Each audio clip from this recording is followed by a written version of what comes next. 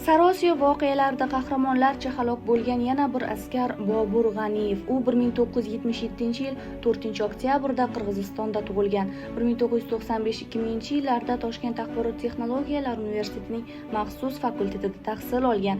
Yosh leytenant Bobur G'aniyev 2000-yil Sariosiyo tumanidagi janglarda bevosita ishtirok etgan. 5-avgust kuni G'aniyev Kishtut qishlog'ini ko'zdan kechirayotgan vaqtida begona izlarga ko'zi tushadi. Ana shu izlar bo'ylab ketayotgan payt G'aniyev va Ma'ruf Rajabov pistirmaga duch kelishadi. Dushman jangarilar ularga snayper orqali o'q uzib ikkalasini ham yaralaydi. G'aniyev jarohatlangan bo'lishiga qaramay jangni davom ettiradi. Ana shu jangda ko'plab askarlarimiz halok bo'lishadi. Qahramon Madalimov feldsher sifatida yaralangan Ma'ruf va Boburga yordam ko'rsatayotgan paytda Ma'ruf "Meni qo'yavering, Boburning ahvoli mendan yaxshiroq, unga yordam bering" deydi. Uning yarasini bog'lab bo'lgach, Madalimov Boburga yordam ko'rsatib, uni xavfsiz joyga olib o'tayotgan vaqtida dushman tomonidan unga ham o'q uziladi. Og'ir yaralangan 3 yigitimiz shu tarzda bu hayotdan ko'z yumishadi.